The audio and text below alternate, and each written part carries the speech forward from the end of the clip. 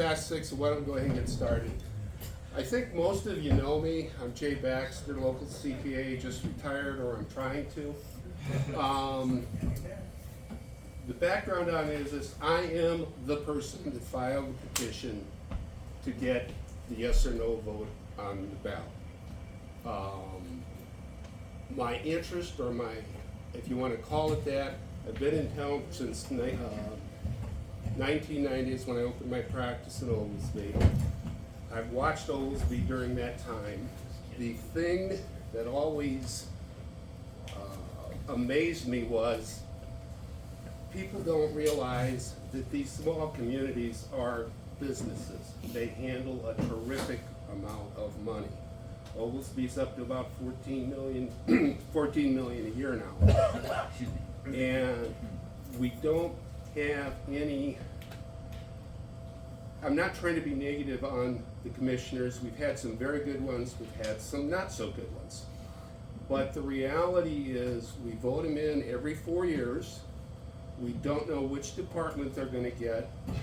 We don't know if their skills, whatever they are going to match the department. And we tell them to run the city, and they each have their own department. They have control of the checkbook, and they can hire and fire people. So and they typically do not have, excuse me, the training. Now, being an accountant, I look at the financial aspect of it. There's a lot of money, it needs to be managed properly. And I came to, a long time ago, I said, this town needs a city manager because of the sheer dollars we deal with. You know, and we need a cohesive group leading it. Sometimes we've had cohesive groups, sometimes we have not. And I think the city manager form of government will foster more cooperation and community-minded spirit, if you want to call it that. And so I just want to get that out. That's where I started with this. This isn't something I woke up one day recently and said, oh, it sounds like a great idea. I've been aware of this and thinking it for a number of years. It just so happened there were a group of like-minded people that had the same feelings, so I joined with them. So that's how I got, why I basically ended up, you know, getting the petition on the ballot. Hopefully this goes forward. If it doesn't, I think we're going to have learned a lot in the process and make people aware of a lot of things that they weren't aware of in the past, which in and of itself is going to be a big benefit. So with that, what we've done tonight is we've brought in a couple speakers that have some experience with this firsthand. I'm going to start out with Ray Mabry here. He is the mayor of Princeton. He's also Harvest Realty. I've known Ray for probably about 30 years. And he's still coming to our office, which amazes me. So, so he's going to talk a little bit because he has firsthand experience with the city manager form of government. And it's just, actually, there's a long story there, but it's just started functioning like a city manager form of government in recent years. I think it's a fair statement. That's correct. And I'll let him go with that. He's been there with kind of the startup on it. He's been in Princeton for a number of years, so he can give us some background on it. Sure. Very good. If you want to ask him, I'll let him, when he's ready to answer questions, we're going to open up the floor. I just ask everybody is civil, and you know, hopefully we can have some good give and take here, and everybody can learn more tonight. Okay. Right? Very good. Thank you, Jay. I appreciate that. Well, it's good to be here in Oglesby tonight. So I want to just say my remarks will be brief, but hopefully they'll be worthy of your time and attention. I want to make a couple quick compliments to you about Oglesby. I'm 65 years old. When I was about 22 years old, I was married with raising 2 young boys, and my wife made it very clear, we're going to get these kids in good shoes. We're going to go to Oglesby. We're going to go downtown to Rabolzi's. Do you remember Rabolzi's? Yeah. I still remember. I can't remember if it was a Mr. or Mrs., but they could take that little 3-year-old and they'd fit that little guy with a pair of shoes. And our kids wore Rabolzi's shoes for their entire, up to maybe like 14 years old. And that's where we bought our shoes. It was because of the quality of the service, it was the quality of the people. You trusted the folks downtown Oglesby. As Jay mentioned, just by chance, for the past 30 years, Jay's been doing our taxes, both my individual taxes and my corporate taxes. I trust somebody like Jay Baxter. Now that he says he's working on getting out of retirement, he's got a wonderful predecessor, Julie Kilday, is it? And she's doing just a tremendous job. So I trust professional people like Jay and his protege coming in. I think about a couple more things about Oglesby, and then I'm going to talk about Princeton. I think you got a lot of good things going on. I got here about an hour and a half early. I just drove around a little bit more, and I kind of took a few notes. And I tell you, one thing I bump into a lot is that the people that are your business owners in Oglesby, they give back to their community. I was over getting a tour of the PADS facility. That's a homeless shelter in Peru, and Carol Alcorn is in charge of that. And she was showing me all the ins and outs of a homeless shelter or an unhoused shelter, and she had all these laundry machines. She had washers and dryers and hot water heaters and furnaces. I said, how do you keep all this stuff going? She said, we got a great working relationship with the nice people over Oglesby. John Sales and Service, she said, they do all of our work, don't charge us a dime. So whoever those folks are, I'm going to put them to sainthood. So I really appreciate hearing about that. It takes people in your community that are invested in your community and give back to your community. So I just want to say kudos to you folks. And for supper tonight, I ate a blue margarita. My kids, I have two sons, now those same boys that we got to choose from our Bullsies, by God's grace, they're 40 and 42, and at age 65, I know that someday they're going to figure out which nursing home they want the old man to go in. So I want to make sure the kids are still happy with their old man. But they come over to Blue Margarita, and they really rave at that place, and it was great food there tonight. So with that said, kudos to Oglesby. Princeton, on my end, I was on the city council for 8 years as a council person. So our form of government is city manager form of government. We have an elected mayor, and we have 4 council members. We used to be called commissioners, now we're called council members. So I was a council member elected to 2 terms, 2 4-year terms concurrent. I'm going to just boast a little bit, because I don't normally do this. I never put a sign out when I ran for office, and I was the top vote getter. Now, I think people either felt sorry for me, or I don't know what the deal is. But anyway, and that's a true statement, and I don't boast. I'm a very humble person. As I tell people, you're looking at a guy that was the last person chosen for dodgeball in 6th, 7th, and 8th grade. So you know, did you guys ever play dodgeball? It was brutal. But anyway, I was always the kid that wore the husky pants. I was the first one out. But anyway, that's another story. But with professional counseling, I think I've gotten pretty far with this whole thing.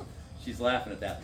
So anyway, the whole point is, I had 8 years on the council as a council person. I took 2 years off, and then I ran for mayor. And it just by chance, the guy that was the previous mayor, he put his name in the hat to run, and then he pulled his name out, and I was elected. So I didn't have any competition for mayor.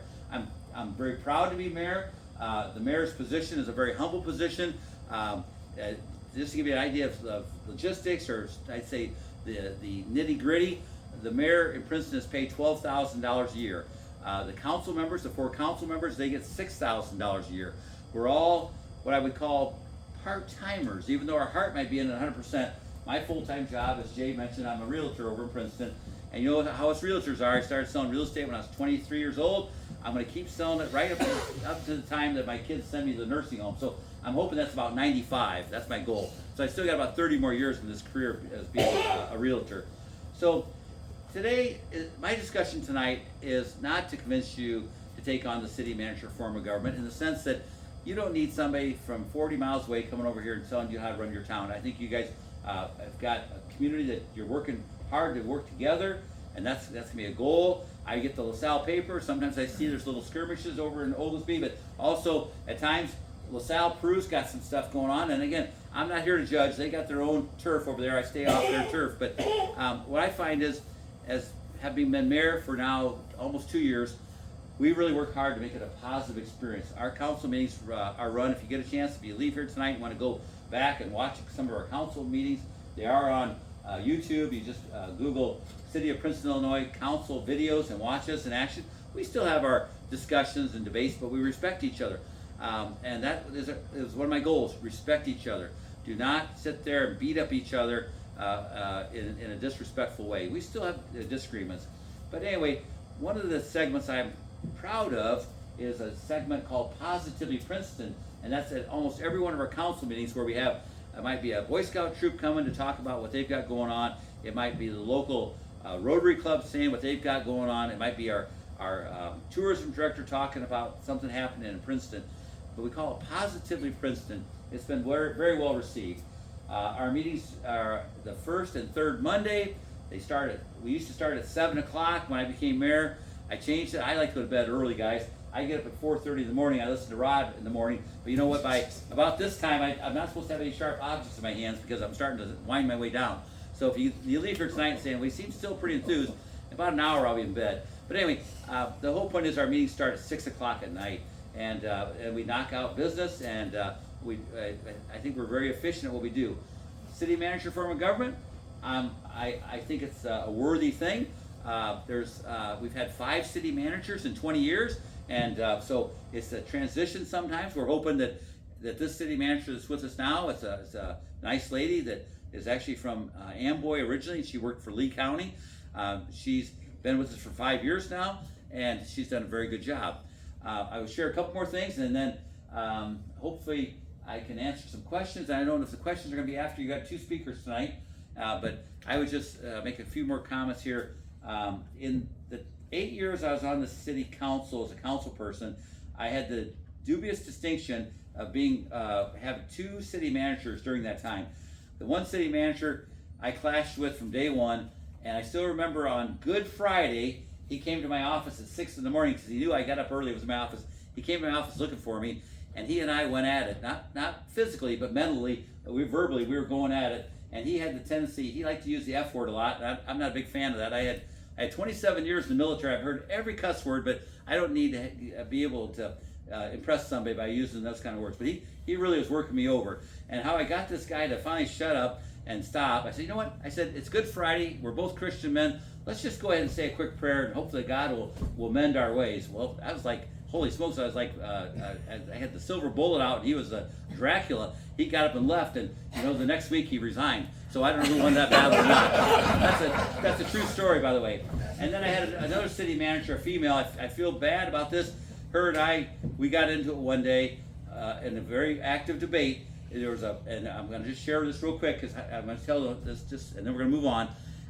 We were trying to lure a sports complex to come to Princeton, kind of like what Peru's got going on right now. And we had 140 acres of land that the city owned north of the interstate, and the sports complex was some local younger investors that wanted to do this, and it was going to be batting cages and soccer and all sorts of cool things. Like if you go over to the Quad Cities, I don't know if you've been to the Quad Cities to see that sports complex over there. But anyway, the city manager was enthused about it. We were all enthused, but after about a year of this group of young investors trying to put this together, I said to the mayor at the time, because he kept saying, "Oh, it's going to happen, it's going to happen." I said, "Well, why don't you, as mayors, and take the city manager and take these developers and sit down with their banker behind closed doors and make sure we're really heading the right direction with this whole process?" Because it went from an $8 million project to about a $22 million project. They kept adding stuff. I said, as a realtor, I'm a little suspicious. And anyway, so whole story short, the mayor thought it was crazy. Why would we want to go visit with a banker that's going to put this together? I thought, well, I have a problem with it. You need to visit with the banker to make sure this is legitimate. Anyway, so one day I got into it with the city manager and said, hey, I said, this is baloney. I said, you need to sit down with whoever that lender is. Well, poor gal, I was working her over, and I'm 60-some years old times, and she's like 25, and she starts crying. It's like, oh, geez. That's not what I wanted to do. You know what I'm saying? And I felt bad. So I've had a city manager cuss me out, and a city manager that started crying. I'd rather have a city manager cuss me out than have that lady cry, because she was one of our best city managers. When it was all said and done, I better not quote myself, because I may be on TV tomorrow or the newspaper. In a heartbeat, I would hire that city manager again if our city manager decided to leave. Don't repeat that, please. That's off the record. Because she was just as good as it could get. And it isn't a guilt complex on my end, but she was a great city manager. Okay, that all said, I've diverted off a little bit. I'm kind of like the cross-eyed discus thrower. He may not set any records, but he keeps the audience on their feet. So anyway, with that said, I think I'm about ready. Should I sit down and you're going to get questions later, or do you want to get questions now? What do you want to do? Why don't you take some questions? Okay, so go ahead. Anybody have any questions of me? Come on, you got to have a question. Well, Greg's back. How hard was it to find a couple of managers? Okay, so I brought candy. These are Hershey candy bars, and people that participate get a candy bar. I learned this a long time ago. All right. So one more time, the question was, how hard is it to be a city manager? Is that the question? Is that what you said? To find one. Finding a city manager is one of those situations where what we've done in the past, again with 5 of them in 20 years, and I commend the previous mayor for doing this, and I mean that in all sincerity. When we narrowed it down, we hired a headhunter, somebody that goes out and they bring in like 5 different or 6 different interviews, and we invited stakeholders in our community. We invited different business owners, men and women, to sit in on these interviews because we wanted them to help us look at this. And so in the process of doing that, it helped us narrow it down to 1 or 2. And then you take those 1 or 2 and you drive them around for a day, or you bring their spouses to town, and you just see if it's really going to be a good fit, if it's going to match. And again, you use a professional headhunter. You're going to pay a little bit of money. You whittle it down. The council makes the final decision, but we rely on our people in our community that are bankers and doctors, nurses, just a little slice of the community to help us make that decision. And then we all feel good about it. We pull the trigger. And some of our city managers, they left because they were young and they had a chance to move up the ladder. And so we feel bad about that. You know, if it's a good match, we don't want them to have to leave, you know, because we want that continuity. Next question, and with the idea, come on, here we go. Good for you. Yes. What have you seen with a change in economical development since having a city manager? City manager. Okay. Well, economic development. You know, here again, we're all talking like we all want to. What's good for Oglesby is good for Princeton. What's good for Peru is good for Princeton. But after a while, you know, I went to a supper about 25 years ago. It was the Illinois Valley Area Chamber of Commerce, and they were over at Starved Rock Lodge, and they had the different mayors get up and speak. And we were not a member at the time, Princeton, but you know, you had Mayor Baker. Do you remember Mayor Baker from Peru? And I felt bad for anybody that had to get up and speak after him, because Mayor Baker kind of was a slow, and he'd tell a couple stories. Well, first he get everybody singing. He started with a song about Peru, and they're all swaying back and forth in the room about Peru. Anyway, but the whole point was, Mayor Baker, at that night that I was at this dinner, he made the comment. He said, you know, it was just announced that Ace Hardware was going to build a new distribution center in Princeton. He says, now he doesn't know anybody in the audience that's from Princeton. He says, we went back and said to Ace Hardware, Ace Distribution, why did you choose Princeton? And they said one of the reasons was the VIPs came out of Oak Brook and they looked the town over for a second or third time. They brought their spouses, might be wives, might be husbands, and they really liked the downtown of Princeton. And he said after that, he said we decided we needed to not just invest in our mall and our area out by the interstate, the interchange, but we needed to invest in downtown Peru to get it looking sharper, he said. So when we talk about economic development and where it goes, you know, we're all, even though we compete with each other, you know, we landed Ollie's, and when that happened, we're thankful to have them. A mayor of over here to the east stopped me one day at a meeting. He said, "Hey," he said, "you know, we tried to get that Ollie's." He said, "But you know," he said, "here's what happened." He said, "We couldn't come up with 100 acres of land for them." He said, "But you had the land." So I would start to answer your question by saying, if you've got raw land that you as a community own, that goes a long ways. Or you've got to have good options on that land, so when people come in, they can see the land, get a price on it, and not dilly-dally around. Our city manager, I like to equate the city manager to this, and hopefully this answers your question. The city manager is a band director. The band director, it's fun to watch a band director. You know, they're down here, then they step up at the podium, and they got their little, what are those little things? Those little sticks. Batons. I appreciate that. So the city manager's up there, and she's pointing to all of the people that work underneath her in a positive manner. The department heads, it might be the street superintendent, it might be the fire chief, it might be the police chief, and then we got our council members. But she brings us all together to work together. And that's important. If somebody's going to come to Princeton or to Oglesby and wants to do a development or go into an existing building, like I read the LaSalle paper, again, I told you that, badge them in it. That's a great thing going on for you folks. We cheer you on. But they want to get answers within a reasonable amount of time, and they want good, solid answers. And sometimes that city manager is that band director that brings it all together. So I think the city manager helps us with our development. And am I jealous that Prue seems to get a lot of good things? I am, but you know, some of this stuff is working its way to Princeton. I travel a lot on weekends. I do what I call field trips. I want to go visit other communities to see what they're doing right, what they're doing wrong. I drive 40 miles from Princeton, 38 miles north to Dixon. You get out there at Dixon, at the south edge of Dixon, holy smokes, it's just growing like gangbusters. New hotels and lots of other stuff going on. We come back to Princeton, we got one hotel, the American, that's 25 years old, getting a little tired, but that's our flagship hotel. And the other ones, you know, they're tired. You know what I'm saying is, and if you got anybody who's related to anybody that owns a hotel in Princeton, don't say the mayor said you're tired. Okay, next question. You want to? Yes. So they say once you go away from the commissioner form of government, the residents don't really get representation that works for them anymore. Do you feel the council members feel like they can't adequately represent the citizens? So I would disagree if the. Or the needs of Princeton, I should say. You started with a statement, maybe went to a question. I would say this, at the end of the day, if I took a piece of paper and told the 7,900 people that I represent, name the past 5 city managers, they would start with the first one and say, well, the current one is, they would never get the name. Name the past 3 mayors, they're gonna know the past 3 mayors. And if I said name the current 4 council members, they're gonna know the 4 council members. We are the eyes and ears of the community. We're the ones that give the city manager direction and vision based on what our bosses tell us. I've got 7,900 bosses that tell me how they feel the Princeton should be going, what direction. And so we are out there every day. When you're the mayor of a small community, you can't get away from your job. You could be at the local gas station getting gas, and they always come over. I water the flowers on Main Street, and Rod Thorson paid me a compliment just earlier. I'm the guy that for the past 5 or 6 years, again, when I leave here, don't say, man, he seems awful boastful of himself. I'm a humble guy. You know, I learned a long time ago, either you're the pigeon or you're the statue. You're one or the other, okay? And a lot of my life I've been the statue.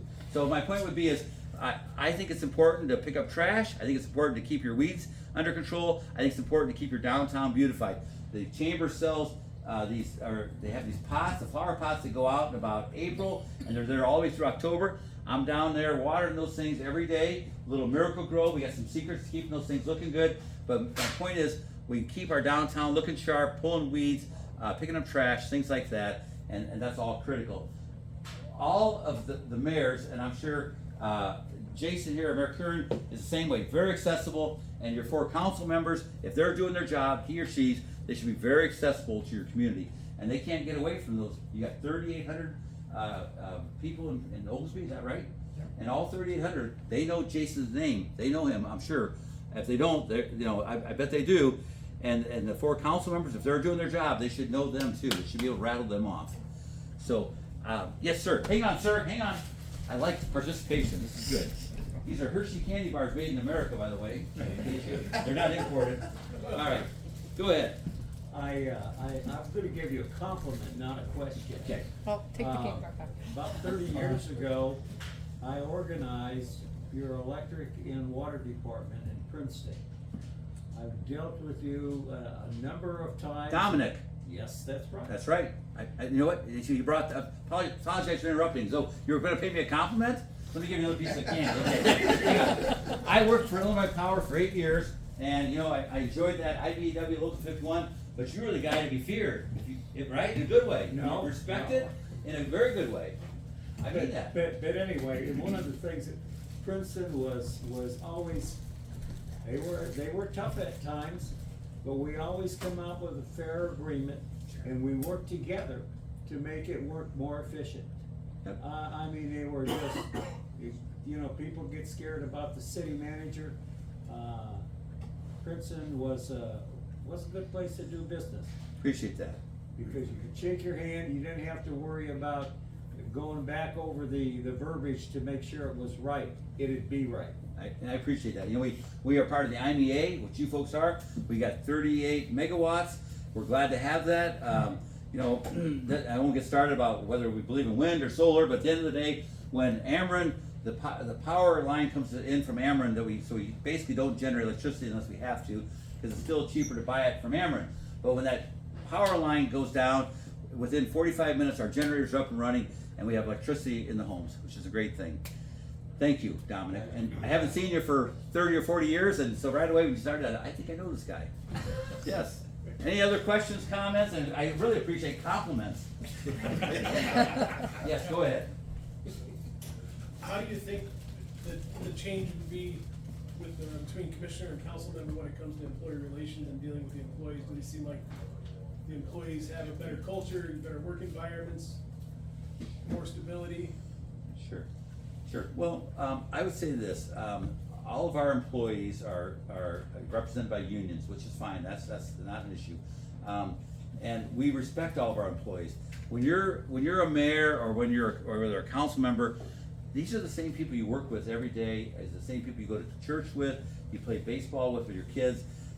So we respect each other, and we work well together. We have to. That's the goal. We have to. We can't. And so I would say it works great. We don't have. There's always gonna be little conflicts. You know, I'm kind of a stickler on details, making sure things are done right. I like to have a saying. I'd rather see anybody do 3 things right than 5 things half-ass. You know what I'm saying? So and I think professionalism is important. I think we've got, when Dominic mentioned the electric department, those guys are very professional. All of our city employees have really worked on professionalism.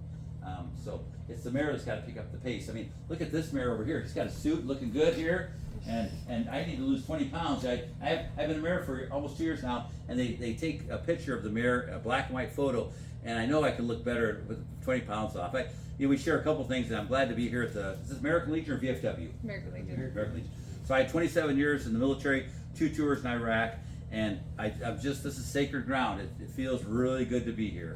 So, but anyway, so any more questions? I'm gonna wind down here. I told you I usually go to bed by 8 o'clock, so I'm about ready to get my jammies on here. Ray, Yes. 20 years ago, if you know, what was the impetus or the final straw or the final push to change from commissioner form of government to city manager form over there? You know, I think this, so we had a referendum, say 45 years ago, where we went ahead and the voters approved it. They never implemented it. I think a lot of times mayors don't want to give up power, and this is just a general comment. I think that excuse me. So I think that I don't think they really wanted to give it up, but I think what happens is, going back to that band director or going back to somebody that's professional, this is their dedicated job. They know what reports they got to get done through the state of Illinois or federal government, EPA stuff. They know deadlines for stuff. They know how to get grants. That this is what they're tuned in to do. The average mayor has always been a part-time position, and I don't mean disrespect. I'm a part-timer. The previous mayor before me worked for State Farm full-time. The previous mayor before me for 16 years was a great mayor, Mayor Keith Kane. He worked owned Princeton Ready Mix. I mean, so I think though in today's world, you really got to have your A game on, and a professional city manager does that, and we complement that professional city manager, and that professional city manager listens to the direction we want to go. We have a funding for a Chamber of Commerce just recently, and it was in the LaSalle paper about how we've talked about that. The Chamber came to us, it's a separate entity of the city, and they asked for $25,000 support this year for their budget, and they asked for $10,000 for fireworks. We approved that unanimously because we understand how important the chamber is. We're sitting with a lot of empty spaces on Main Street right now. It's just the past, I don't know, it just seems like the past year, what happens is, again, I'm going to sit down here a second, but the fabric of a community, we have this happen with all, you have it in Oglesby, we have it in Princeton. We had a strong retail, and 40 years ago, a small entity from Arkansas came up to Princeton called Walmart, and I had never been to a Walmart, but all of a sudden, they knock on your door, and they, whether we agree with Walmart or not, but in my opinion, they beat up every little downtown, and we as consumers go out there, we spend money, but the whole point would be is, so all of a sudden, our downtown started losing some retail. The past 2 years ago, we lost the best jeweler you'd ever have. If you ever needed a ring or a watch, or whatever, Bruce Jewelry Store was a place to go. Honest people, they're reputable. They retired. It was a 3rd generation, and nobody else wanted to take it over. And so all of a sudden, even our downtown starts getting filled in with these, I call them smoking joke shops. We live in a generation now where people, they smoke marijuana to get high. I don't have to. You know what I'm saying? I got my chocolate and I like life. But the whole point would be is, and you guys actually make a little money off of marijuana, don't you? The electric we do. The electric deal, okay, good. But the whole point would be is, so now we have these glass shops, these vape shops. It's just, I'm thankful we got these exercise places. I mean, there's places, people go exercise at 2 in the morning, they swipe a card, you go in there and you can exercise. My idea of exercise is exercising caution, that's my idea. But my point would be is, the fabric changes where there's not as much retail, so we try to supplement it with like bars, and they can be, and that's not wrong. Breweries, pubs. I was downtown and I think I made a note here. I thought it was really cool, and I went inside Cortolinos.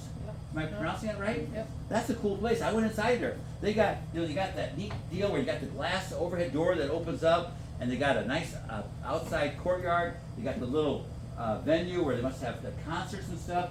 I was impressed with that place, but that's the kind of stuff that takes the place of Revolzi's, and it doesn't really ever take the place, but our fabric changes. So I'm worried about our downtown Princeton. I don't say that to everybody, but when we look at video gaming, and if you want to Google something that's very interesting, you Google State of Illinois Video Gaming, Oglesby, Illinois. And I'll just use Princeton as an example. State of Gaming, Video Gaming, Princeton, Illinois, past 12 months. And it'll kick out the numbers for 12 months. In Princeton, last year, I haven't checked this for about 4 months, there was $58 million video gamed. So 58 million was gamed in, 52 million was won coming back to you. The spread though, the difference was $6 million was lost in Princeton last year in video gaming. 6 million. Out of that 6 million, the top 3 places for video gaming in Princeton was Road Ranger Truck Stop. So I always blame that on the truck drivers to get off the interstate, because I don't think I'm going to go out there and video game at the truck stop at 3 in the morning. But the point was, the next one was Beck's West and Beck's North. And you've got 2 Becker's gas stations here in Princeton out by the interstate. One actually says Beck's, and the other one, I think they own it, but it doesn't have the Beck's name on it. But video gaming is where the money's being made right now. But the point is, as a mayor, it really hurts to know that $6 million was lost. So if I take out $1 million off there, thinking, okay, it's truck drivers, the other $5 million are people from the Princeton area. People that need to go home instead of losing money in video gaming, need to scrape and paint their garage that they haven't painted in about 50 years. You know what I mean? Okay. Any more? Rod, you got one? Yeah, Okay. Mayor, I'm winding down here, Rod. I'm almost out of candy. you're the last one. Yeah, we're good. Well, I've worked with a couple of businesses in Princeton, and they indicate to me, or have indicated to me, that you have 2 downtowns, really. There's the north end, there's the south end. They don't always work well together, is what I've heard. Okay. Now, Oglesby's got a mile-long Walnut Street, for example. There's a lot of diverse things. And sometimes it's up here, like you said, by Cortolinos, and there's things that are more mechanics and construction and things like that. On the other, how does your city manager navigate that? Or have you had luck with your city manager doing that?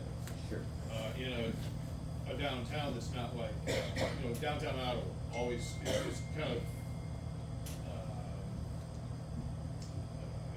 it's similar. So it's, that's one similarity, even though the size difference in the cities is there, that it's long and there's diverse and there's a lot of maybe competing interests. We do have unique downtown. We have North End, South End, and there have been times the North End in the past called themselves the Art District, and so we've had to learn to all get along together. And I think that's something we have kind of an overlap here. We have a Chamber of Commerce with a full-time chamber director, and she has a board she reports to of 12 board members. And then we have, under the city's umbrella, we have a tourism director that is paid a full year wages and benefits, IMRF, the whole package, and her job is tourism. They work very well together, and to be cohesive. We can't fight amongst each other. There's not enough meat on the carcass for everybody as it is. You know what I'm saying? So I think we've mended the differences between the 2 up downtown and the 2 south end, north end. I think they know how critical it is to be successful. I go again on these field trips. I go to Utica, and man, Utica, from a tragedy of having a tornado, losing 9 people were killed in that. Little Utica has really rebounded, and now they got their little those new little 12 by 16 little buildings that they're using for incubator buildings. But I think Rod, to answer your question, we have to work together. we have to be cohesive. We've got, I just think that they know that now, you know what I'm saying is, and they know we have to work together. And our concerts, we have 5 concerts a year downtown. On the south end, we'd like to duplicate the same thing on the north end, but the state of Illinois, you can't shut down that one stretch where, at least for Princeton, if you've been to Princeton, from Main and Peru, where our post office is going south, that's the city of Princeton jurisdiction, so we have the right to close that off for events. So I don't think I answered your question to the best of the ability. You know, I would say, again, this gets off the beaten path about a city manager. You know, one of the biggest successes we have, and I'll tell you a quick story. There's a group of retired businessmen, but there's a gentleman named Jim Nolan. He was a state representative for 2 terms. Now, this guy's 83 years old. He's got a little bit of a John Wayne swagger. He lived in Toulon his entire life. He always would get on Amtrak and travel. Jim's a great guy, lengthy guy, looks a little bit, like I said, he feels like he got John Wayne. If you give him a horse, he'd say, whoa, John Wayne's there. And I'd say it with all due respect. He came to Princeton 3 years ago. He lives up above one of the businesses. He rents an apartment. I've adopted him. He's my mentor. I really like this guy. It's like a guy that you felt like you've known all your life. But Jim Nolan, he's got connections with the folks down in Peoria. And a great name is a guy named Ray LaHood. Does anybody know Ray LaHood? You remember that name? Well, Ray LaHood served under 2 presidents, both a Republican and Democrat president. That says a lot. Today, I don't know how that would happen. It'd be an act of God. But he's a great guy. He's anchored. He's 78 years old. He's a great guy. His wife's name's Kathy. And I've had the chance to get to know Ray LaHood and really enjoy it. So anyhow, this Jim Nolan, he lives above a store on the north end of Main Street, and he rents this little meeting room called the Elowen Room. So it's a storefront that one time was retail. Now they got it set up with tables in there, and they got a little kitchen. And for $125, you can rent for the night and have an event. So he invites all of his old friends that he's known all over the years, and they come to Princeton about every 4 months, and they have a dinner. And so you got Ray LaHood, you got the new state senator from Dixon, Lee Alejandro. We've had Ryan Spain. We've kind of had the who's who of state reps, and there's some district judges, and it's just kind of fun. So they invited me one night for the dinner, and so I get there early, and I'm greeting people at the door, and I'm saying, hi, Ray Mabry, Mayor of Princeton, come on in, glad to have you. And first time I got a chance to meet Ray LaHood. He comes in, 78-year-old guy, and he looks over and he goes, nice to meet you, Ray, but before he's engaged in any more conversation, he says, that pie place across the street, Myrtle's, he said, we're going to go over there and get a pie. I said, oh, you're not, they're closed. He goes, like this. Now here's a 78-year-old guy, he was excited about those pies. My point is, if every downtown had a Myrtle's, and they're only open in Princeton, really mostly Thursday, Friday, Saturday, they make a great selection of pies, $19.95 to about $25 for a cream pie. We have people flocking to Princeton to come buy a pie at Myrtle's.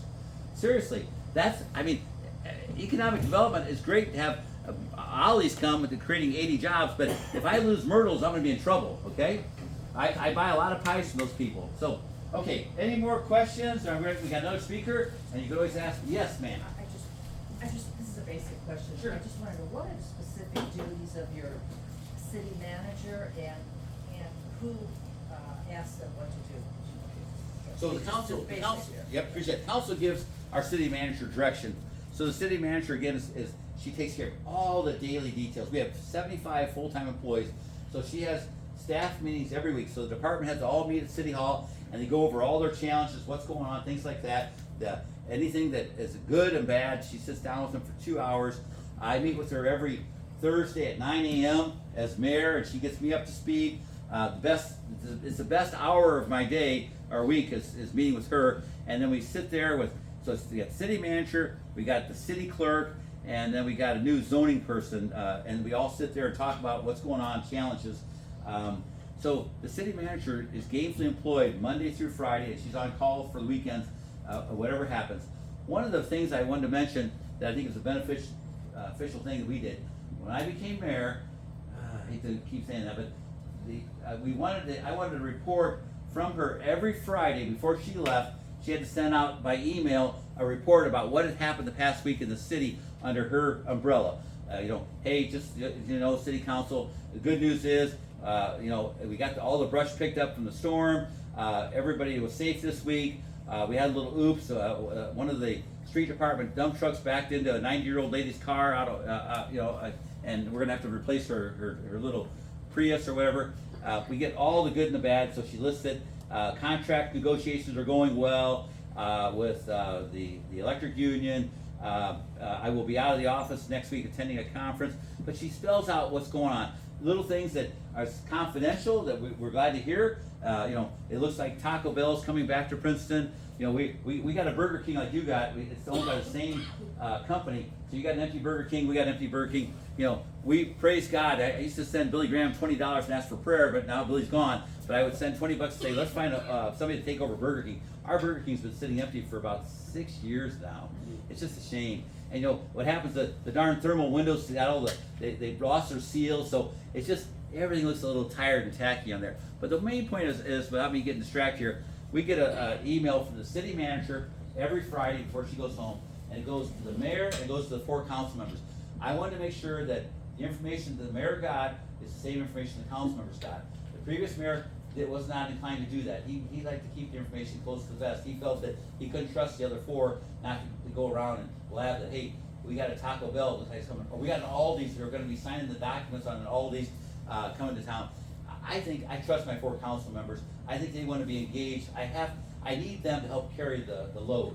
So, okay, now I think we're about done, Jay, for me to sit down and we will have. Yeah, one lady over there that is holding your Oh, hand up. well, she likes candy bars. Then we'll let you sit down. Yeah. Oh, but ma'am, you can re-gift these to any of these. Okay, yeah, I sure will. Send them down the line. Okay. So my question is, one of the biggest things I've been hearing is, how our taxes are gonna increase.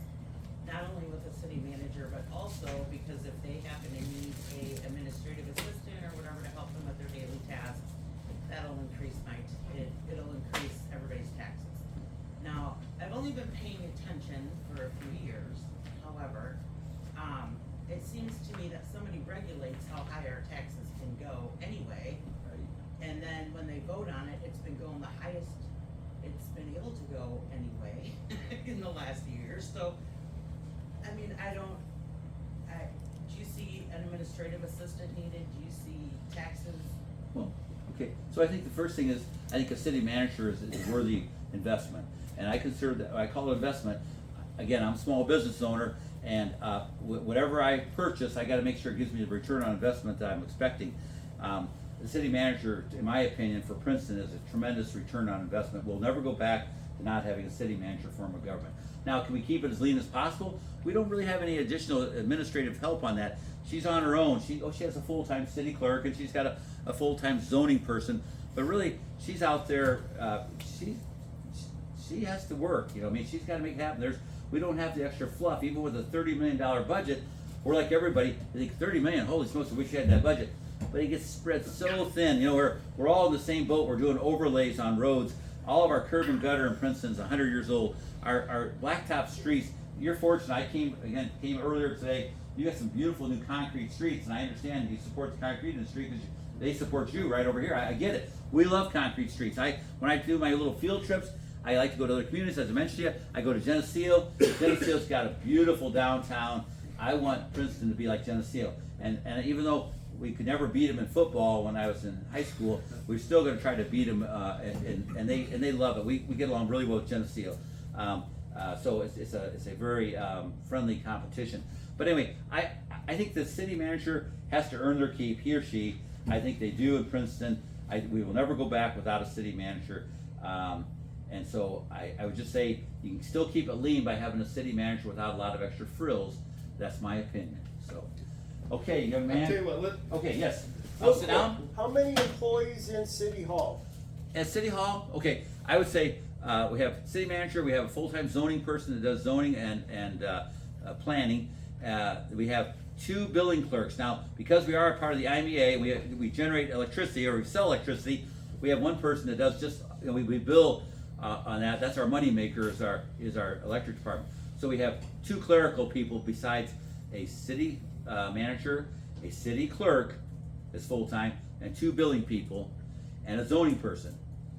So how many is that? 7? No. No. You might have city county clerks. 5. 5. People, 5. Yep. zoning and. Yep. Okay, I'm gonna sit down and I'll be around for more Ready? questions. Yeah, I can just say, we want to give Scott Wright here is here today. Scott is a former city manager for Streeter and Decatur. He's also been affiliated with the Illinois City Management Council. He's retired now, but he's, again, had a lot of experience dealing with city managers. He understands how they work and what the implications are, so I think he's a great resource to ask some of these more technical questions too, is like the last couple that have been posed. So with that, Scott, we're gonna give you the floor. Thanks, Jim. I don't know how to follow the mayor. I'm not a stand-up. And I don't have any candy to hand out. Plus, oh, he's got a few pieces left, so maybe I can. Absolutely. But plus, I was privileged to be invited by Jay at one of the previous public meetings that you had down the street, and so being sensitive to that and the fact that some of the topics that I was going to cover, that the mayor has covered as well, I'll be a little bit shorter, and maybe that'll produce some more questions. Unlike the mayor, I don't live close enough. I still live in Decatur, even though I retired 9 months ago. I've stayed there, but that's far enough away that I don't get to read the LaSalle County news like I used to. And so my comments are really pretty generic about council manager form. And I am not qualified, and I freely admit that, to speak about individual particular situations that are here in Oglesby. Certainly generic comments about council manager, we can have a discussion about how they might apply or might not apply to the situation here in Oglesby. But I think that the value added that I can maybe supply here is to talk about it not only generically and not only in terms of the cities that I've served and the mayors and councils that I've served, but also how I've seen it in my more than 40 years of working in local government. And the first thing that I want to say is that council manager form is a process. It's not necessarily an advocacy thing. Driving here, I noticed that there are some signs that are advocating, which is their right, to not have to vote no, because they want a form of government that supports Oglesby. Well, I have to tell you it with all due respect that that's offensive. The form of government is generic about servicing the community, whether it's a commission form or the strong mayor aldermanic form or the council manager form. It's simply a process for achieving whatever the mayor and council's objectives are, for advancing the strategic plan of the city, whatever it is. If you've got anybody in the city government, and I'm sure that the mayor of Princeton would feel the same way, who's not supporting the city, he needs to exit immediately. Everybody should be on board supporting the city. It's one form or the other doesn't support the city. They all support the city. It's a question of what's the best process. And so I think some of my comments will be mostly along, or at least underneath that umbrella of what's the best process. So one of the things that I've heard, not because I'm hearing the media, just from what some of the people who've invited me have said has been part of the local conversation, is that, well, if you go to a council manager, go to a city manager forum, that the manager's not going to be accessible. I think, well, where's that coming from? I not only am a 40-hour employee, I'm going to tell you, I'm a 50-plus hour employee. I carry, along with the mayor and council, I take nothing away from what they do, and I have incredible respect for the local elected officials, for people who are willing to put their name on a ballot. But I'm carrying the load of the city 24/7, whether I'm at the office or not. And I've never been accused of being inaccessible. And if the council, my boss, wants an accessible manager, they're going to have an accessible manager. It's my style anyway. And if the style of the manager isn't fitting the style of what the council wants, you got the wrong manager. Now, there's probably 8,000 to 10,000 city and county managers throughout the United States, and my guess is there's some of them, and I know a lot of them, and my guess is you can find a few bad apples that have no business being in local government. Just like maybe maybe some city might have a bad superintendent of schools or a bad member of the county commission. I mean, but we're here to serve, not just the elected officials who we're immediately accountable to. But I think that we're actually more accessible. Most of my council members throughout my career have been part-time, overwhelmingly have been part-time. The fact that they're part-time has made it easier, I think, to recruit qualified candidates from the community and people who don't have the time necessarily to be full-time, but bring a special expertise and are willing to say, well, if this can be, 10 hours a week kind of a thing, then yeah, I'm willing to do that, but I can't be on call 40 hours a week. That's what we hire you for, Scott. So implicit in that is I gotta be accessible. And if I'm the kind of person that just doesn't feel comfortable being accessible, then I picked the wrong profession.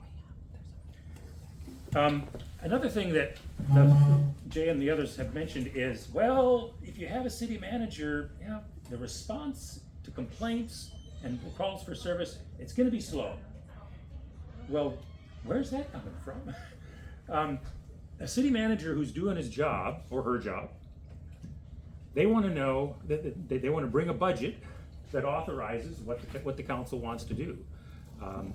Not only do I want a budget that reflects what the council's priorities are and authorizes the financial resources to do that, but also a strategic plan, land use documents, ordinances, city council policies, which collectively and in the aggregate clarify what the council is authorizing the manager to do, what authority he has, what he doesn't have, what has to come back to the council, either because it's a contract, all contracts have to be approved by the council.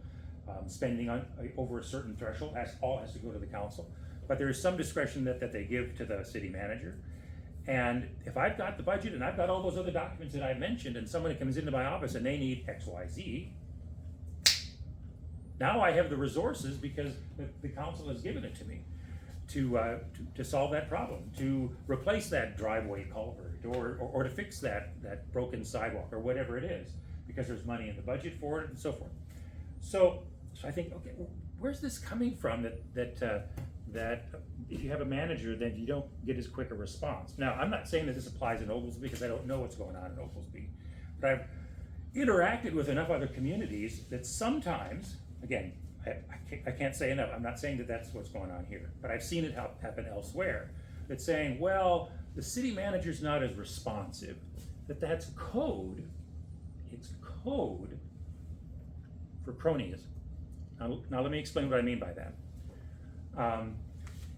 If the city council has adopted the budget and the policies and the ordinances and the contracts and the long range plans and the strategic plans and whatever, so that I know they clarified as a group where we're going, then I have the guardrails around which to make responses to those requests that people make.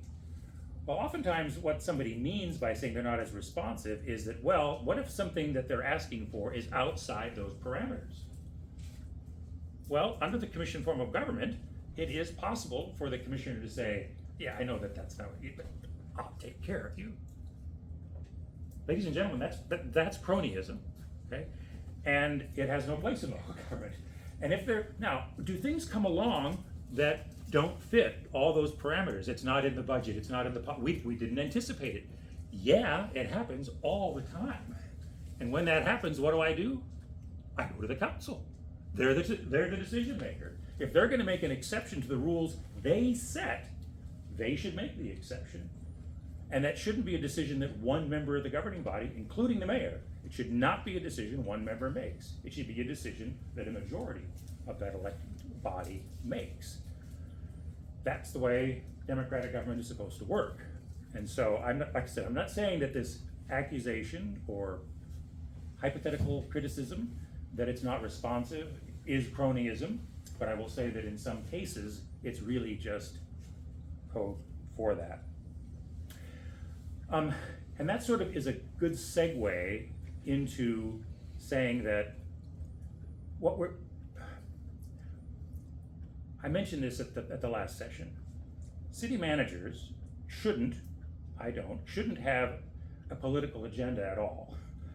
I like to think that it was the highest form of compliment if the local Democrats thought I was a Republican and the local Republicans thought I was a Democrat. Only my wife knew. I've gotten a little sloppy about that since I've retired. Because I serve whoever the citizens choose to elect. It doesn't matter. But in fact, we do have an agenda. And that agenda is efficient effective government. Whatever the council decides, that's what we're gonna do. And I'm gonna do it as efficiently, as effectively as I can. I'm gonna motivate our team to do it. All right, I'm going to appreciate our team. I'm going to appreciate the council's sometimes sensitive role in making those decisions and be a cheerleader in that regard. And that what that means oftentimes is providing consistency throughout the organization. You shouldn't have one department with one set of personnel rules, one set of rules about when people can take vacation, when they can't, or it should be as, now, I understand that, you know, police work different kinds of shifts, and then there's firefighters who work 24 on, 48 off. There are differences between employees, but many of the benefit structures and personnel rules can be unified. And why should they do that? Because it's fair. Because employees want to be treated the same. And they shouldn't be looking at the department down the street saying, well, they got a better deal than I did because they have a more permissive or less permissive commissioner in charge who has some of those special powers. That's one of the other benefits, and I think it's one of the other things that produces some more efficiencies. To one of the last comments that Mayor Mabry got, I'm sadly old enough to remember when city government ran without cell phones and even computers. I mean, the first city I worked for had an IBM Selector. That was the most advanced piece of office machinery that they had.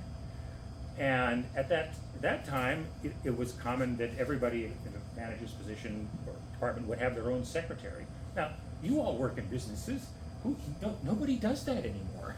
And neither do city managers. Even in Decatur, 71,000 population, when I retired 9 months ago, the administrative assistant who helped me out also helped the mayor with her scheduling, and the deputy manager and several other people in the office. Why? Because we do a lot of it on our own anyway with our handheld devices. That's the world we live in today.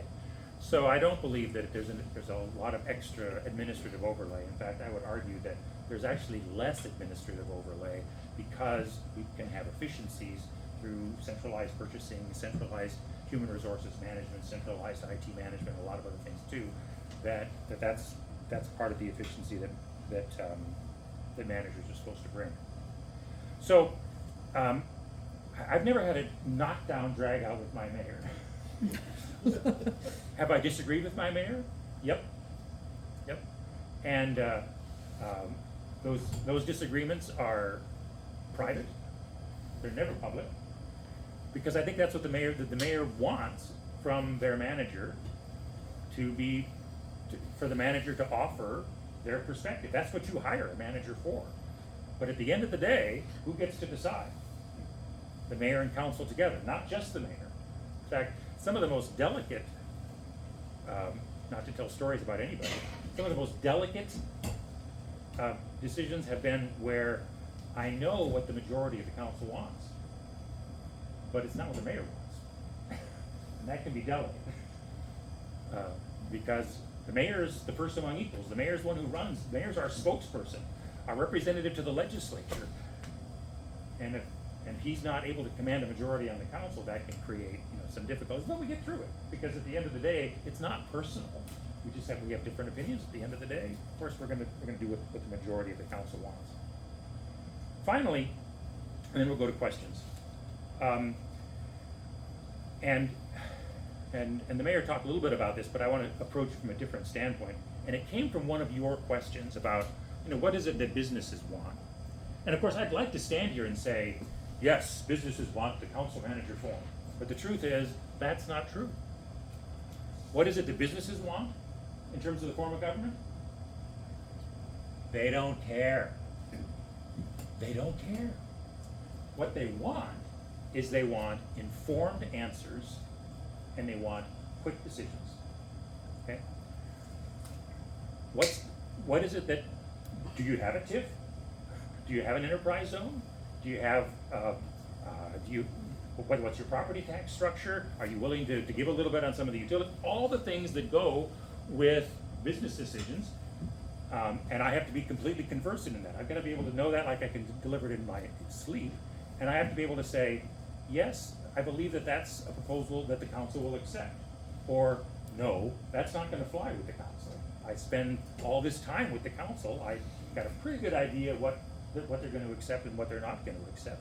Well, I'd like to meet with the mayor and talk to them about it. Fine, I'll set it up, okay? But they want quick answers and they want to know what it is, they want to quickly decide it, and then they want that followed through, okay? And so if the form of government doesn't do that, then that's gonna create problems. If the form of government does advance that, then they're happy. What it's actually called, they don't care. They don't care. So, I think I've spoken enough. And let's see if you have some more questions, not just for me, but also for Mayor Mabry as well. I have a question. I understand you, right, your duties bring to the table human resources manager? Well, the size of the community will determine whether or not there's a human resources manager or the manager. The manager is the human resources. That's what I'm. Yeah, and it's very common in cities that are less than 10,000. Oftentimes, the manager is also the HR director. And that is correct in our situation as well. Yes. Decatur, we had an HR director. Smaller communities that I've served in too, I'm the HR director. But the function, whether it's done by a separate person who's a trained HR professional or whether it's done by the manager, it's that responsibility falls under the manager to execute one way or the other. Is that the question? Yeah. Okay. And then what about TIF? How do you work with the TIFs? The responsibility for managing TIFs is not in statute. There are certain functions that are in the statute that say the city manager is responsible for this. TIF's not listed in the statute. All right. So whether or not yes, I mean, I'm conversant in TIF because my responsibilities for the cities I've served has usually involved a significant amount of economic development work. And the mayors and councils that I've been responsible to want me directly involved in a lot of the economic development work, in negotiating contracts and bringing it back to the council. So knowledge of TIF is critically important. Some cities might delegate economic development to a local economic development corporation that is independent of the city, maybe under the chamber, and that's okay. Those different ways of doing it are certainly acceptable, and it doesn't have to be under a city manager because you have a city manager. Thank you. Yeah, actually, Illinois has nearly 1,300 municipalities, and I would venture to say that there's no two cities that are exactly the same in terms of the services that they provide, in terms of how they provide them, how they allocate them to different departments or even to external agencies. And that's okay, because at the end of the day, we want whatever it is to work and to support the objectives of the city, lead to their success. Yes, sir. The way I understand it, if this gets voted in, most likely this council won't initiate it before May 1st, 2027. And we have a looming water treatment plant that needs to get bonds for and start signing papers. And I know that Streeter went with Illinois American Water, and you may have managed that changeover or managed that. You got any points to maybe mention along them lines? The city of Streeter voted on whether or not a private water company should run the water system or it should be run by the city in 1940. Okay, it has been a private water company since 1940. Now it's changed hands. It was Northern Illinois Water, and then Illinois American Water came in and bought them all up in the same company that manages the water utility in Peoria and Champaign-Urbana also has Streeter and Pontiac and a bunch of other, Belleville, a bunch of other cities around Illinois. So the names have changed over the years, but it's been a private water company since 1940. So that has nothing to do with the change in form of government.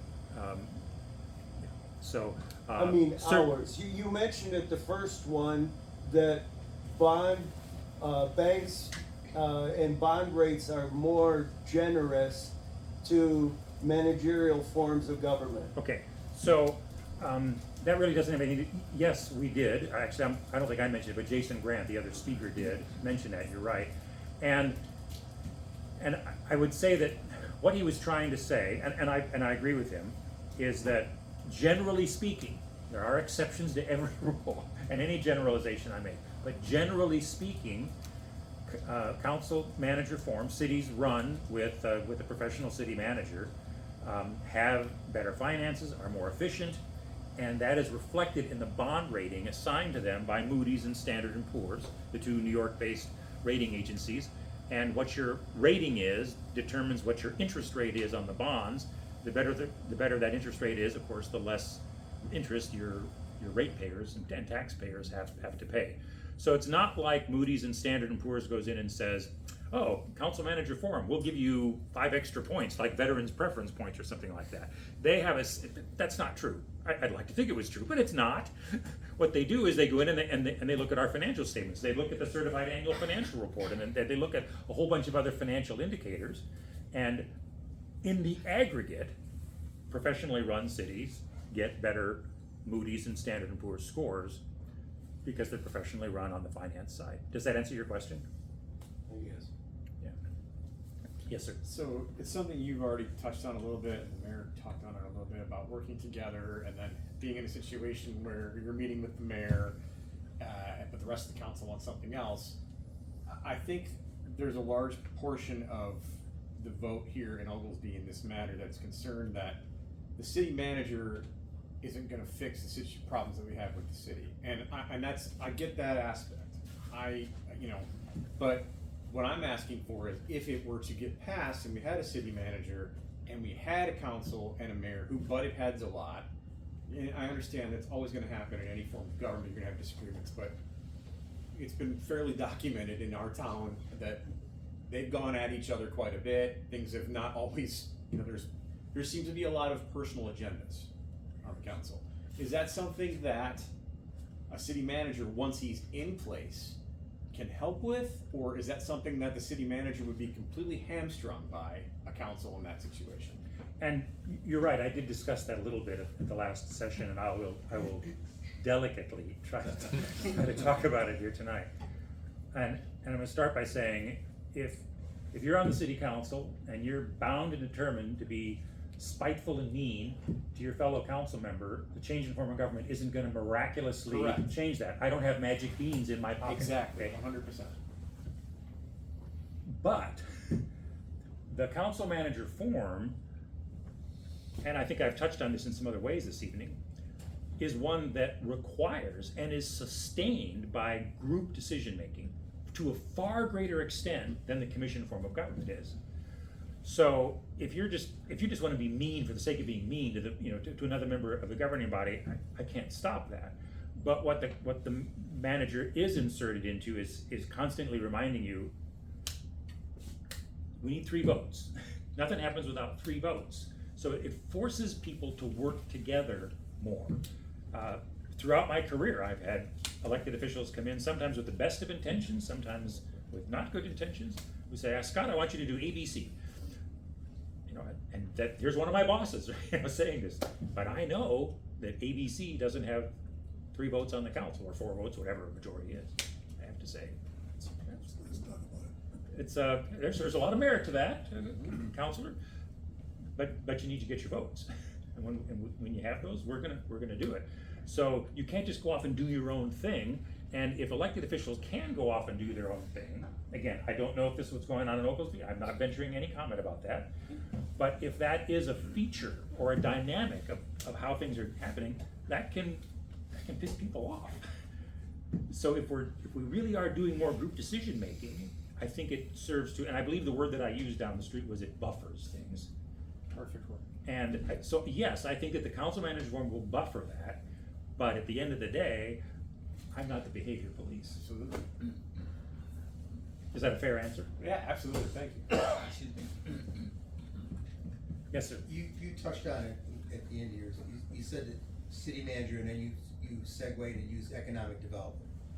Is it fair to a city manager to be tasked with economic development as part of their job description? Qualified, yes. Yes. I mean, it needs, that decision needs to be made in the context of all the other responsibilities that the manager has and what the council wants them to do. At some point, and this has happened to me too, I'll had to, thankfully not very often, I work hard, But every once in a while, I've had to say, you can only put 5 pounds of potatoes in a 5-pound bag. I can't put 10 in. And so if there's more work that I can do, then I need to go to my council and say, let's talk about how we get all the work done that you want done. Either we wait on some of these, or we bring additional staff, to do it, whatever. But I would say that that's a cooperative decision. I'm happy to do economic development work. I think that one of the things I've observed over 40 years is that more and more economic development work is moving into the city manager's office. When I first started in my career, it was not. There were professionals that just did that. And I think it's in part because so many, and I've done a lot of economic development deals, so many of those deals are ones that require the manager to negotiate because the city council has to make key decisions and support them. And say, yes, we're willing to do blah, blah, blah to get this business here. And if the council's having to make some key decisions in the package, then I need to manage it so that it meets their expectations. So that's why, in general, a lot more economic development work is happening out of the city manager's office. I'm fine with that. But at the end of the day, whatever the workload is something to be worked out between the manager and the governing body. Would you agree with that? Absolutely, 100%. Does that answer your question? Yes, it does. Okay, because if I'm missing your question. No, you are. And my whole point was, which do you want? And now you just narrowed your search down to, you want me to do this, then you're gonna pay me this.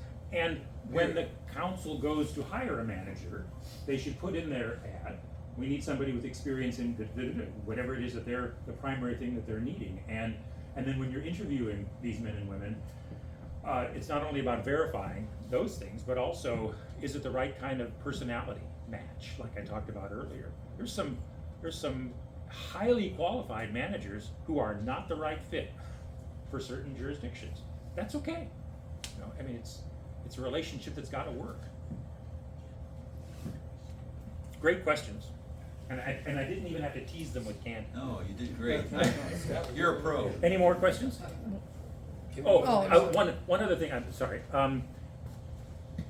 You made a point that I forgot to mention as well, and that is the effect, if it passes, what the effective date is. And I think that there is some room for interpretation of this. I believe, I am not a lawyer, I'm not qualified to give legal advice, but I believe, I've been down this road enough though, I believe that if it passes, the council is empowered to adopt an ordinance that creates the council manager form of government, basically just largely parroting what's in state law, and then to name at a minimum an interim manager. I think that some people have recommended it be interim because arguably the changeover isn't complete until there's an election cycle that follows it, which you have rightly said would not happen until April of 2027. But that doesn't mean that there would be no action to implement. It's just that it wouldn't be quite finished until that election cycle. And then they take their seat on basically May 1st. Right, but that doesn't, okay. The passage of the ordinance doesn't implement the form. It authorizes implementation of the form. The actual implementation of the form is not achieved by that subsequent election either. The actual instrument, if I can call it that implements the form is the adoption by the city council after the election, after the certification of the election, of an ordinance. And once that's done, then you have council manager form. But you haven't then adjusted the governing body yet. But the existing governing body can still be the governing body over the council manager form. Is that what Ray pointed out at the beginning of his talk? He said it was on the books for 40 years and No, then he implemented it? Princeton, and I should let the mayor talk to this, but Princeton is a very unique situation. I mean, it is an outlier because 50 plus years ago, they passed the form of government and proceeded to ignore it. And nobody called them on it. So, it's sort of like the courts don't act until somebody, well, can't the Supreme Court declare XYZ unconstitutional? Well, somebody has to bring it to them. They have to bring suit and advance it to the Supreme Court before a decision can be made. Nobody challenged it, so so they just went on about their business. So that is not the norm. Is that fair? You're 100% fair, Okay. yes. Can you talk a little bit about the turnover? Like, I know you have to redo an ordinance, but we had a previous attorney that mentioned that there's gonna be a lot of expenses on doing this turnover. I don't think there's that many ordinances that would have to be changed, but the turnover process, or, I mean, I think you're helping Mattoon a little bit, like, is it a complex thing to take on? No, and because the form of government is in that section of statute, pretty well clearly lays out what it is. I mean, even the ordinance, the attorney that, and you need to have an outside attorney do this, somebody who specializes in this.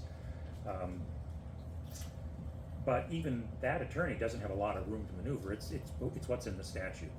I think your question really goes not to the legal process, but to what's it gonna cost? What are the one-time Yeah, like, costs? is it a long process? How hard is it? Yeah, the cost, I mean, There will be sections besides the form of government itself, section of your ordinance that will need to be revised. I don't know if the city of Oglesby uses a codification service. The majority of cities in Illinois use a codification service. So you can ask them to go through and they'll do a fairly simple word search and find those. That'll be a one-time action by the city council to amend those. There'll probably be some forms that you'd have some one-time legal expenses, some printing costs, maybe, I don't know, depending on how the structure of your ordinance is.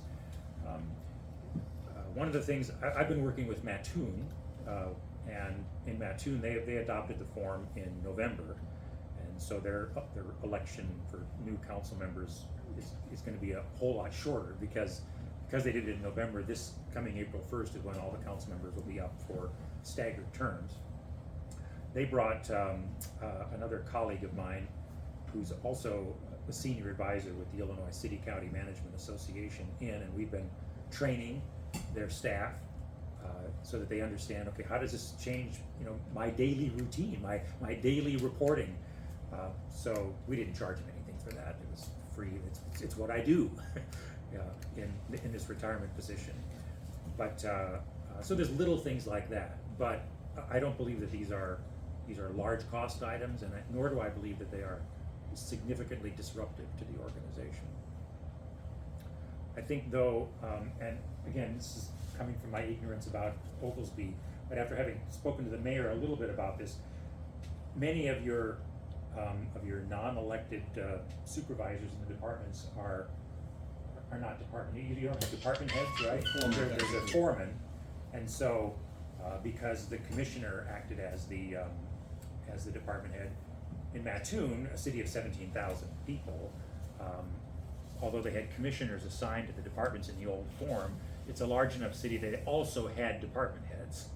So that's maybe a reflection just of the size of the organization. So there might be that some of those foremen, at some point somebody needs to evaluate, are some of these foremen willing and able to become department heads? I'm sure you've got a lot of qualified people already working for you who could be department heads instead, but that's a decision for later.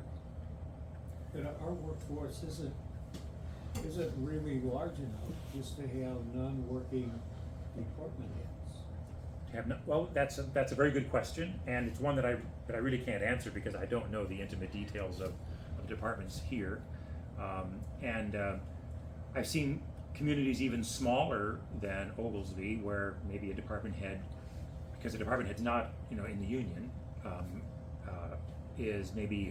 exercises some oversight over more than one department. That happens frequently. Every organization's different, and you have to customize your staffing of it to be efficient, but also to fit the needs of the organization.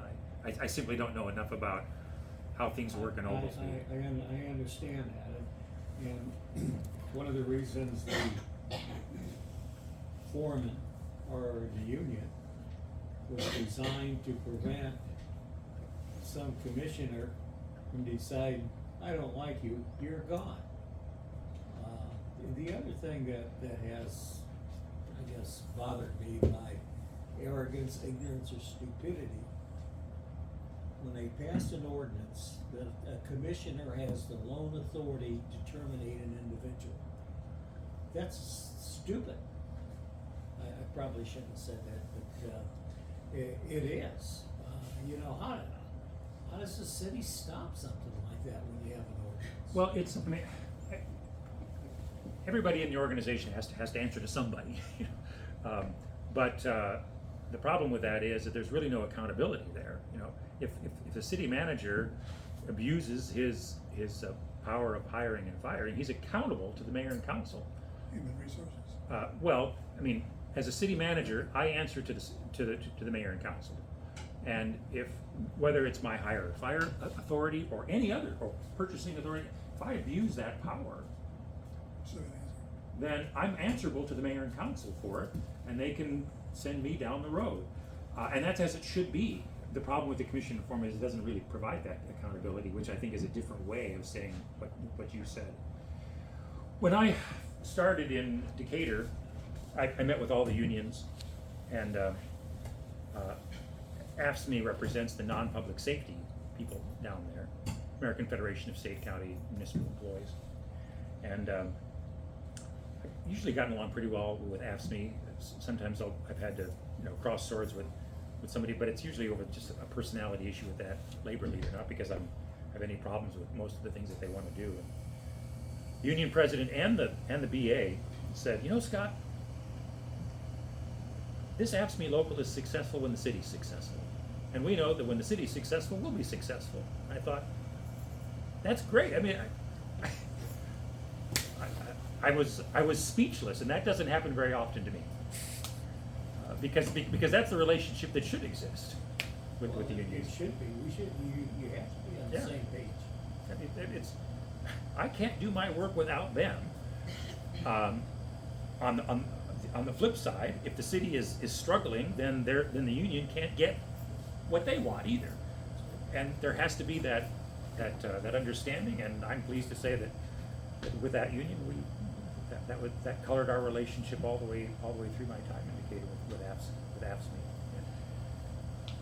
You're talking about the department heads. Do you have to have department heads with a city manager, or do you have, like we have here, a foreman of the departments, and the city manager goes to the foreman and tells the foreman, I want you to do this, or you have a meeting with the foreman, because the foreman knows what's going on in the department.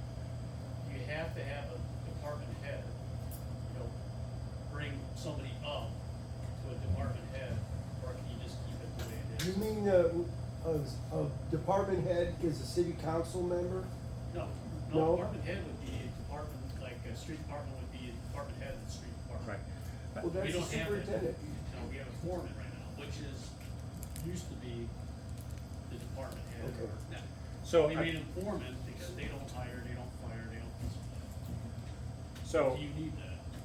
I believe that I'm going to restate your question to make sure that I understand it correctly. I think that what you're asking me is, does Illinois statute, council manager form of government, require that there be an appointed city employee in the position of department head for all departments underneath the city manager? And the answer is no. It does not require that. In some cases, that's the most efficient way to operate the department. And so that goes back to a comment I think that came from one of your questions. I don't have a good working knowledge of what it is in Oglesby. It could be that an operation may be small enough that a foreman is sufficient. That always creates the potential for problems because the foreman is in the union. That's not I don't care if he's in the union or not.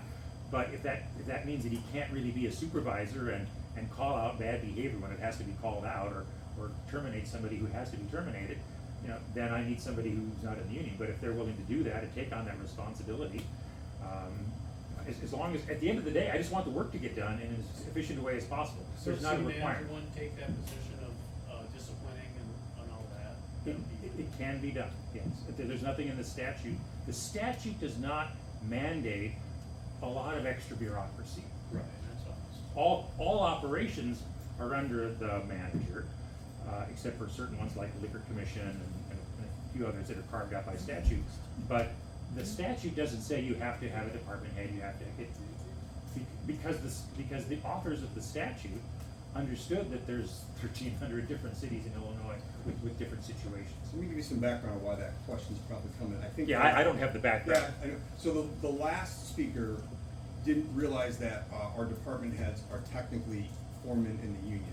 So he used a lot of wording and language that said that the city manager has the right to hire and fire the department heads. So I think the fear that what that caused is that a lot of the city employees think that their jobs they can be gone for whatever reason.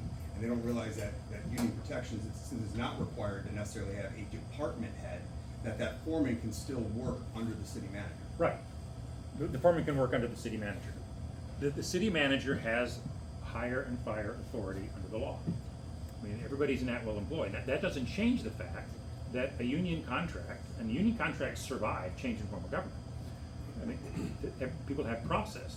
Can the city manager fire a union member? For cause, yeah. He can't just decide one morning, I don't like you, because there's process. And the contract protects those employees for that. If there's cause, if he shows up to work drunk and crashes a city vehicle, then there's cause, you know. But even the higher fire authority does rest with the city council, but he's as constrained by union contracts as anybody is. Furthermore, I would say, and the mayor's comments about what his city manager does mirrors what I would do too.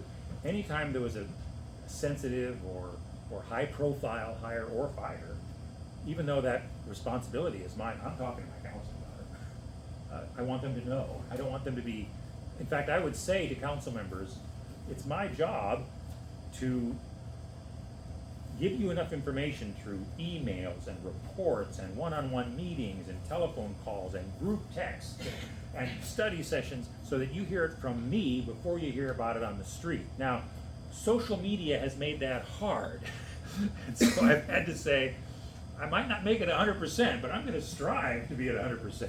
And so please forgive me in advance if you hear something on social media that I didn't tell you about, because things move so crazy fast on social media. But I'm going to try to do that because, yeah, even though I have that authority, it's an abuse of it to not be at least talking to and hearing feedback from my elected officials who I'm accountable to on things like hiring and firing, especially in a small town where everybody knows everybody.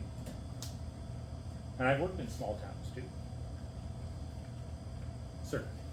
Suppose this gets voted in and this council has to start writing the advertisement to hire somebody. I would expect that this person will get wages as high as our highest superintendent of a utility of one of the departments, plus healthcare benefits and some kind of pension. What about housing allowance for somebody that might be showing up for a short period of time? They're not gonna wanna buy a house in town. What kind of housing, and I suppose they get a car allowance and a cell phone allowance, but what kind of housing allowance do cities get a suite at hotels for a couple of years? Or do they offer to rent an apartment from somebody in town? How does that go? It's very difficult to generalize because there's so many different permutations of it. Generally speaking, I will tell you that very few cities are giving housing allowances to their managers. I mean, we all move jobs, and we generally are used to absorbing those costs when we move. The only exception would be if it's an interim manager. If I was to be an interim manager for 6 months, you know, while you went through a transition or you needed some organizational change, but we all know from the get-go that I'm not your permanent manager, then I'm not going to buy a house. You're right, and so I might ask for some assistance with what is my part-time cost here, because I'm going to be maintaining my house in Decatur or wherever I'm from. But the permanent manager, you should not expect to pay a housing allowance. You don't pay that to any of your other employees. And frankly, if you have a consultant who comes in, spends several weeks here to do some special study on your sewer plant or your he's going to charge you for his living expenses too, because it's just a temporary gig. Mayor, anything else you wanna add from the No. conversation we I had would here? say that last question that was asked, it's a red flag if you've narrowed it down to 2 prospective new hires as a city manager, and they are only looking at renting, that's a red flag, they're not committed to the community. We're really hoping we get down to 1 or 2 and we offer them a position that they've given us the assurance they're moving to town with their 3 kids and they're excited, they've already met with the elementary school district to see where their kids are gonna go, and they're buying into the community, because we want them buying into the community. If we're gonna invest in them and take a risk, we want them to invest in us and take a risk.